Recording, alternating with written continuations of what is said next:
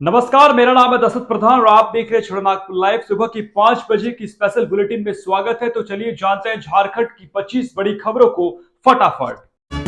तो चलिए जानते हैं झारखंड की 25 बड़ी खबरों को। उससे पहले यदि आपने हमारा चैनल को अब तक सब्सक्राइब नहीं किया है तो तुरंत सब्सक्राइब करते, वीडियोस को लाइक करें और शेयर जरूर करें। आज है 14 मार्च, दिन है गुरुवार, हिंदी तिथि शुक्ल पंचमी, सूर्योदय का समय 6:14 सूर्यास्त का समय 6:12:41। देखिए, बात करें दिन के इतिहास की तो 1998 में आज ही के दिन सोनिया गांधी पहली बार कांग्रेस अध्यक्ष बनी थी। देखिए, सोनिया गांधी का वास्तविक नाम एंटोनियो मैनो है। इनका जन्म इटली के लुसियाना गांव में हुआ था। सन 1965 में जब राजीव कैम्ब्रिज यूनिवर्सिटी में पढ़ने गए थे तो वहां उनकी मुलाकात राजीव गांधी से हुई थी। पूर्व प्रधानमंत्री पीवी नरसिम्हा राव की तरह सोनिया कई भाषाओं में दक्ष है। वो हिंदी सहित करीब 9 भाषाएं बोल लेती हैं। इसी के साथ देखिए, 1931 में आज ही के दिन भारत की पहली बोलती फिल्म आलम आरा का मुंबई में प्रदर्शन हुआ था। बात करें कुछ और प्रमुख इतिहास की तो देखिए, 1879 में आज ही के दिन प्रसिद्ध वैज्ञानिक अल्बर्ट आइंस्टाइन का जन्म भी हुआ था। देखिए, अल्बर्ट आइंस्टाइन का ये फोटो आप सोशल मीडिया में जरूर देखे होंगे। इन्होंने अपनी स्कूल 15 साल की उम्र में छोड़ दी थी, जिस वजह से इनका नाम मीम्स में खूब इस्तेमाल किया जाता है। लेकिन क्या आप जानते हैं इन्होंने क्या आविष्कार किया था? अल्बर्ट ने पता लगाया कि पदार्थ यानी छोटा कण जो दुनिया में सब कुछ बनाते हैं को ऊर्जा में बदला जा सकता है। समीकरण E=mc² बताते हैं कि ये रूपांतरण कैसे प्राप्त किया जा सकता है। इस अद्भुत सफलता ने 26 वर्षीय अल्बर्ट आइंस्टाइन को स्टार बना दिया था। तो इसी के साथ चलिए 25 बड़ी खबरों की ओर बढ़ते हैं। रांची सदर अस्पताल में वार्मर में जलकर हुई थी बच्चे की मौत, अब तक नहीं हुई कोई कार्रवाई। रांची सदर अस्पताल के special newborn care unit ward में वार्मर से नवजात की मौत के मामले में स्वास्थ्य विभाग अनजान बना हुआ है। 29 दिन पहले घटी इस घटना की लिखित शिकायत सदर अस्पताल के उपाधीक्षक डॉक्टर ए.के. खैतान से की गई थी, लेकिन उन्होंने मामले में कोई कार्रवाई नहीं की है। मामले में दोषी डॉक्टर और कर्मचारियों को बचाने की कवायद चल रही है। यही वजह है कि इतने दिनों बाद भी नवजात की मौत की जांच रिपोर्ट प्रस्तुत नहीं की जा सकी है। इधर डॉक्टर ए.के. खैतान को प्रोन्नत देते हुए उन्हें रांची ASMO का पदभार सौंपा गया है। इधर रांची निवासी नवजात की मां निराली टोप्पो और पिता आनंद मशिया लकड़ा न्याय की उम्मीद में बुधवार को दोबारा सदर अस्पताल पहुंचे और चिकित्सा पदाधिकारियों से मिलकर मामले में न्याय की गुहार लगाई।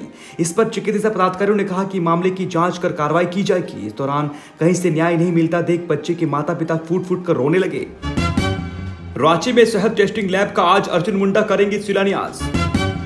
पूर्वी भारत की सबसे बड़ा शहद टेस्टिंग लैब रांची में स्थापित होगा। केंद्रीय कृषि व जनजातीय कार्य मंत्री अर्जुन मुंडा गुरुवार दोपहर 3 बजे अंतर्राष्ट्रीय स्तर की इस आधुनिक प्रयोगशाला का शिलान्यास करेंगे।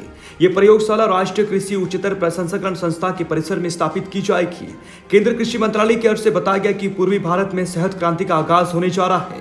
इस क्षेत्र को हनी हब बनाया जाएगा। इससे शहद उत्पादक हजारों किसानों को घरेलू बाजार में विस्तार के साथ ही निर्यात के अवसर भी प्राप्त होंगे। इससे उनका जीवन स्तर ऊंचा उठेगा। सांसद निशिकांत दुबे ने सीएम चंपा सोरेन का जमकर की तारीफ, जाने क्या है वजह। देवघर के महागामा में अस्पताल कोल इंडिया के फंड से बन रहा है। इस अस्पताल का शिलान्यास वर्ष 2019 में ही प्रधानमंत्री नरेंद्र मोदी ने कर दिया था। उक्त बातें गोड्डा सांसद डॉक्टर निशिकांत दुबे ने देवघर में प्रेस कॉन्फ्रेंस में कही। डॉक्टर दुबे ने कहा कि पिछले दिनों महागामा के अस्पताल की शिलान्यास समारोह में मुख्यमंत्री चंपा सोरेन शामिल नहीं होकर पीएम के पद का सम्मान किया है। पद की गरिमा का हमेशा ख्याल रखनी चाहिए। श्री सोरेन महागामा नहीं आकर पीएम के पद की गरिमा का ख्याल रखा है। आगे उन्होंने कहा कि भविष्य में भी सीएम श्री सोरेन ऐसा व्यवहार करेंगे तो भ्रष्टाचार, लूट, बलात्कार की वजह से जो राज्य की बदनामी हो रही है उस दाग से राज्य को बाहर निकाल पाएंगे। झारखंड में फिर नक्सलियों की बड़ी साजिश नाकाम, टोटो में 10 आईडी और गोइलकेरा में 2 स्पाइक होल बरामद। पश्चिमी सिंहभूम जिले के टोटो थाना क्षेत्र के वनग्राम झिमकी किर बगान के पास से जंगल से बुधवार को सुरक्षा बलों ने 10 आईडी और गोइलकेरा थाना क्षेत्र से 2 स्पाइक होल बरामद किया है। इनमें 3-3 किलो के 8, 5 किलो के 1 और 4 किलो के 1 आईडी शामिल है। बता दें कि नक्सलियों ने सुरक्षा बलों को निशाना बनाने के लिए आईडी प्लांट किया था। पुलिस अधीक्षक आशुतोष ने बताया कि बरामद सभी आईडी और स्पाइक होल को उसी स्थान पर नष्ट कर दिया गया है। प्रतिबंधित संगठन भाकपा माओवादी के खिलाफ सर्च ऑपरेशन के दौरान सुरक्षा बलों को यह सफलता मिली है। दिसोम माझी थान में जुटे कई राज्यों के आदिवासी, पारसनाथ पर्वत में उमड़ा आदिवासी समाज। मारांगबुरु बोंगाबुरु समिति ने बुधवार को पारसनाथ में धूमधाम के साथ बहा पर्व मनाया। मारांगबुरु पारसनाथ की तलहटी में स्थित दिसोम माझीथान में इस पर्व के प्रति जनजातीय अनुराग देखते ही बना। सभ्यता के आदिम नागरिकों का प्रकृति के प्रति अनुराग से उनका जीवन भरा हुआ है। पारसनाथ में जनजातीय समाज का समागम इसका प्रमाण बनकर सामने आया। ट्रांसमिशन तार की चपेट में आने से बेंगाबाद के जंगल में लगी भीषण आग, 1000 से अधिक पेड़ जलकर खाक। गिरिडीह जिले में ट्रांसमिशन की तार के चपेट में आने से जंगल में आग लग गई। इसकी वजह से कम 1000 पेड़ जल गए।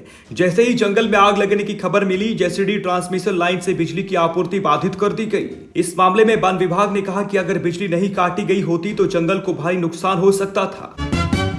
छत्तीसगढ़ पुलिस को मिली बड़ी सफलता। झारखंड के जेजेएमपी के एरिया कमांडर समेत 6 उग्रवादी गिरफ्तार। झारखंड के उग्रवादी संगठन झारखंड जन मुक्ति परिषद के एरिया कमांडर समेत 6 उग्रवादियों को गिरफ्तार कर लिया गया है।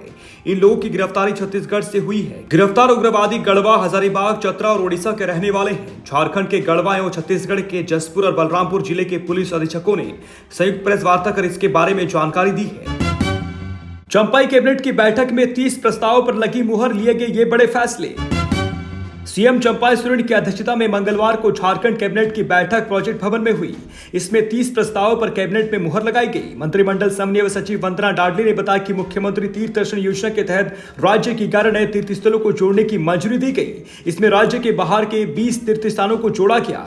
कैबिनेट एक प्रस्ताव को मंजूरी दे दी है। इसके तहत पंचायत स्वयंसेवकों को अब पंचायत सहायक कहा जाएगा। कैबिनेट ने राज्य के चयनित प्राथमिक स्कूलों में जनजातीय एवं क्षेत्रीय भाषाओं के लिए घंटी आधारित शिक्षकों की नियुक्ति का फैसला किया है।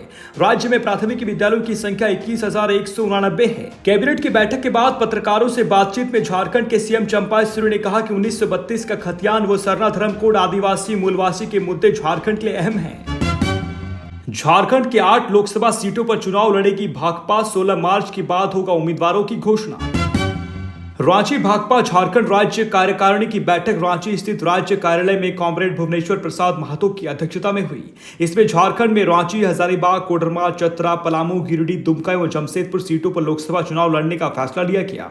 उम्मीदवारों के नाम की घोषणा 16 मार्च के बाद की जाएगी। चुनाव संचालन के लिए उम्मीदवार चयन समिति, घोषणा पत्र समिति, सोशल मीडिया समिति का गठन किया गया।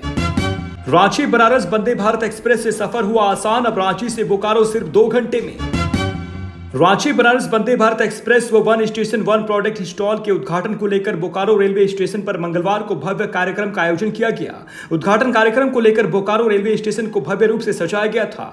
कार्यक्रम में बतौर मुख्य अतिथि बोकारो विधायक बिरंची नारायण मौजूद रहे। बोकारो विधायक ने कहा कि वंदे भारत एक्सप्रेस ट्रेन चलने से बोकारो से बनारस जाने में कम समय लगेगा। मोदी सरकार ने जो वादा किया था वो अब पूरा किया। वंदे भारत एक्सप्रेस रांची से बोकारो मात्र 2 घंटे में पहुंचाएगी। बोकारो से कोडरमा 1.5 घंटे में सफर तय कर सकेंगे। इस ट्रेन के परिचालन से बोकारो वासियों को बहुत लाभ मिलेगा। बोकारो रेलवे महिला समिति की महिलाओं ने देशभक्ति गीत गाकर और बंगला गीत पर नृत्य कर उपस्थित लोगों को मन मोह लिया। कार्यक्रम का संचालन स्टेशन प्रबंधक ए.के. हल्दर ने किया। बीजेपी सांसद डॉक्टर निशिकांत दुबे ने गोड्डा के पहले कार्गो टर्मिनल का किया उद्घाटन। बोले, पीएम नरेंद्र मोदी ने विकास को दी है नई गति। बीजेपी सांसद डॉक्टर निशिकांत दुबे ने अदानी पावर प्लांट परिसर में आयोजित रेलवे विभाग की पीएम गति शक्ति की ओर से आयोजित पहला कार्गो टर्मिनल का उद्घाटन किया। अपने संबोधन में डॉक्टर निशिकांत दुबे ने कहा कि गोड्डा के विकास को प्रधानमंत्री नरेंद्र मोदी ने गति दी है। देश के विकास में उद्योगपतियों के साथ साथ आम लोगों को भी सहयोग देने की जरूरत है। सांसद ने कहा कि केंद्र सरकार ने अदानी के क्षेत्र में रेल परियोजना को जोड़कर यहाँ के आर्थिक विकास के साथ पर्यावरण व प्रदूषण से बचाव किया है। आज रेल से कोयले की ढुलाई की वजह से क्षेत्र के लोगों को धूलकण से राहत मिली है। रांची में खड़ी कार का लॉक तोड़कर नगद सहित गहने की चोरी, वाहन को भी किया क्षतिग्रस्त। रांची के हरमू के पटेल पार्क के समीप कार से 10 युवकों ने कार के कई पार्ट्स, कार के डैशबोर्ड में एक लिफाफा में 17,500 नगद, हनुमान जी के सोने का लॉकेट वो कई पार्ट्स की चोरी कर ली। लॉक तोड़ने के लिए कार को कई जगह से पत्थर से क्षतिग्रस्त कर दिया गया। इस संबंध में कार मालिक पुनीत कुमार ने अरगोड़ा थाना में प्राथमिकी दर्ज कराई है। उन्होंने कहा कि उनकी कार पटेल पार्क के पश्चिम दिशा में उनके मित्र गौरव कुमार के ऑफिस के सामने लगाई थी। कार का लॉक तोड़े जाने पर उन्हें संकेत मिला। इसके बाद जो अपनी कार के पास पहुंचे तो देखा कि 10 युवक कार के पास खड़े हैं। इनमें से कुछ युवक कार के अंदर भी हैं। वो तेजी से चलते हुए अपनी कार के पास पहुंचे तो उन्हें देखकर 4 लड़के भाग गए, जबकि 6 लड़के पकड़े गए। धनबाद में पीएम के कार्यक्रम में हुई थी अव्यवस्था। धनबाद एसएसपी से रिपोर्ट तलब।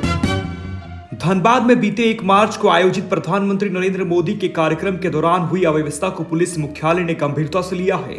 डीजीपी अजय कुमार सिंह के निर्देश पर पुलिस मुख्यालय ने धनबाद एसएसपी एचपी जनार्दन से पूरे मामले में रिपोर्ट मांगी है।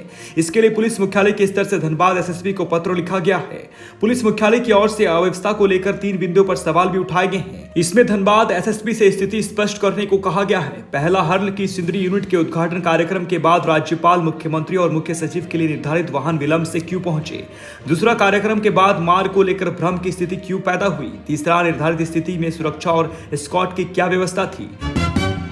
राज्यपाल सीपी राधाकृष्णन ने सीएए पर दिया बड़ा बयान। कहा, जब भी कोई कानून आता है तो सवाल उठते हैं। झारखंड के राज्यपाल सीपी राधाकृष्णन ने केंद्र सरकार द्वारा देश में लागू सीएए पर बड़ा बयान दिया है। उन्होंने कहा कि भारत अनाथों का देश नहीं है कि जो कोई भी आए और यहां बस जाए। उन्होंने आगे कहा कि जब कोई भी कानून आता है तो सवाल तो उठते हैं, लेकिन इन सब से अलग हमें इसके पीछे का मकसद को भी समझना होगा। उन्होंने ये बातें मंगलवार को उस वक्त पत्रकारों से बातचीत में कही जब वे रांची बनारस वंदे भारत ट्रेन के उद्घाटन समारोह से वापस लौट रहे थे। महिला सशक्तिकरण के लिए सरकार प्रतिबद्ध, बोले सीएम चंपाई सोरेन। चंपाई कैबिनेट द्वारा महिला कर्मियों को 730 दिनों का मातृत्व अवकाश देने के निर्णय को लेकर महिला कर्मी लगातार सीएम का आभार जता रहे हैं। इसी सिलसिले में सोमवार को महिला बाल विकास और सामाजिक सुरक्षा विभाग की सैकड़ों महिला कर्मी ढोल नगाड़े और अबीर गुलाल के साथ मुख्यमंत्री आवास पहुंचकर मुख्यमंत्री चंपाई सोरेन का आभार जताया। इस अवसर पर मुख्यमंत्री चंपाई सोरेन ने कहा कि महिला सशक्तिकरण के लिए उनकी सरकार प्रतिबद्ध है। उन्होंने कहा कि मजबूत परिवार, समाज, राज्य और देश के निर्माण के लिए महिलाओं का सशक्त होना आवश्यक है। ये वजह है कि उनकी सरकार महिलाओं को स्वावलंबी और आत्मनिर्भर बनाने के लिए कई योजना शुरू की है। इसी कड़ी में राज्य को सेवा दे रही महिला कर्मी के हित में उन्होंने सेवा काल में अपने बच्चों की देखभाल के लिए 2 वर्ष का अवकाश देने का फैसला लिया है। इससे निश्चित तौर पर महिला कर्मियों का मनोबल बढ़ेगा और वो समर्पित भाव से अपने दायित्वों का निर्वहन करते हुए राज्य के विकास में भागीदारी बनेंगी। जमशेदपुर में बीपीएल बच्चों के एडमिशन के दस्तावेजों की हुई जांच, 250 सर्टिफिकेट निकले फर्जी। जमशेदपुर शहर के प्राइवेट स्कूलों में बीपीएल बच्चों के एडमिशन के लिए आरक्षित 25% सीटों पर संपन्न परिवार के लोगों ने कब्जा करने की पूरी तैयारी की थी। जिला शिक्षा विभाग की ओर से विभिन्न विभागों में जांच के लिए भेजे गए सर्टिफिकेटों की जांच अंतिम चरण में है। सोमवार तक हुई जांच रिपोर्ट की अंतिम फाइल तैयार की गई है, जिसमें पाया गया है कि कुल आवेदनों में 250 आवेदन फर्जी थे। अभिभावकों ने फर्जी दस्तावेज तैयार कर बच्चों के एडमिशन के लिए जिला शिक्षा विभाग में आवेदन कर दिया था। इसमें 75 लोगों ने गलत तरीके से फर्जी आय प्रमाण पत्र बनाया था, जबकि 175 अभिभावकों ने अपने बच्चों का जन्म प्रमाण पत्र फर्जी तरीके से बनवाया था। जिला शिक्षा अधीक्षक आशीष पांडे ने बताया कि सभी सर्टिफिकेट जहां जहां से बने थे वहां से जांच करवाई जा रही है। इस बार 2740 आवेदन जमा हुए हैं। झारखंड की 25 बड़ी खबरों की बुलेटिन में बने रहने के लिए धन्यवाद। चैनल को सब्सक्राइब कीजिएगा, वीडियोस को लाइक कीजिएगा और अपनों के बीच शेयर जरूर कीजिएगा। धन्यवाद। जोहार।